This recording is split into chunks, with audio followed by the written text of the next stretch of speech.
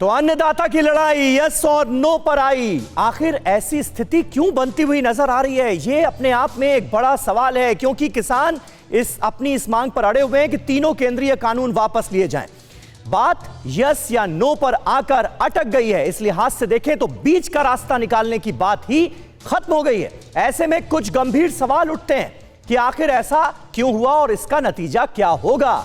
क्या किसान कानूनों पर सरकार से यस और नो में जवाब मांगना उचित है? क्या ठीक है ये? और क्या इससे माना जाए कि कुछ पॉजिटिव नतीजे निकलेंगे, कोई फायदा होगा? यह बड़ा सवाल है। क्या यस और नो की नौबत इसलिए आई क्योंकि जो 5 राउंड की पिछली वार्ताएं हुई, जो बातचीत हुई, उससे कुछ नतीजा नहीं निकला, वो बेनतीजा रही, उसका नतीजा सिफर रहा। क्या यह नौबत इसलिए आई है? और अब यस और नो का 2 ही विकल्प है, तो फिर आगे बातचीत से क्या लाभ होगा? जब आपने यह तय कर लिया कि हमारी मांगे आप मानेंगे या नहीं मांगेंगे, हां या ना में जवाब दीजिए, तो फिर बातचीत कर मसले का हल निकालने की कोशिश कैसे आगे बढ़ेगी, यह सवाल जहन में आता है। और यस और नो के विकल्प पर अड़ने से क्या समाधान का रास्ता बंद नहीं हो सकता है? क्योंकि अभी तो सरकार लगातार बातचीत कर रही है और किसानों के मन में जो आशंकाएं हैं नए कानूनों को लेकर, उनका जवाब देने की कोशिश की जा रही है। न सिर्फ जवाब देने की कोशिश की जा रही है, बल्कि सरकार की तरफ से माना भी जा रहा है कि कुछ खामियां हैं और उसे दूर करने के लिए हम तैयार हैं, संशोधन के लिए हम तैयार हैं। यस और नो के चक्कर में किसानों की मानी जा सकने वाली मांगें भी कहीं अधर में तो नहीं लटक जाएंगी? यह बहुत बड़ा सवाल है। लेकिन फिलहाल किसानों का रुख बहुत ज्यादा सख्त नजर आ रहा है अपनी इन मांगों को लेकर। और एक बार फिर आपको बड़ी खबर बताना चाहेंगे इस वक्त की, क्योंकि थोड़ी ही देर में सिंघू बॉर्डर पर किसान नेताओं की बैठक होने जा रही है। बैठक में आंदोलनकारी किसान बनाएंगे आगे की रणनीति।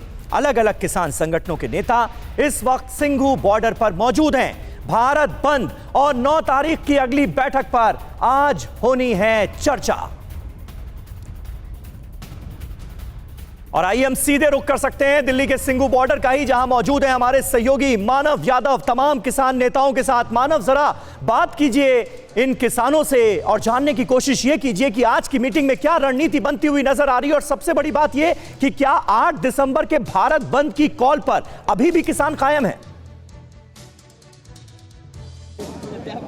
समीर, देखिए, आज जो 11वां दिन है आंदोलन का, 10 से 10:30 के बीच में बैठक शुरू होनी थी। तमाम जो किसान नेता थे वो बैठक के लिए यहाँ से जा चुके हैं। लेकिन आप यहाँ पर तस्वीरें देखेंगे, उसके बाद में आपको जो बंद की हम बात कर रहे हैं उसके बारे में जानकारी दूंगा।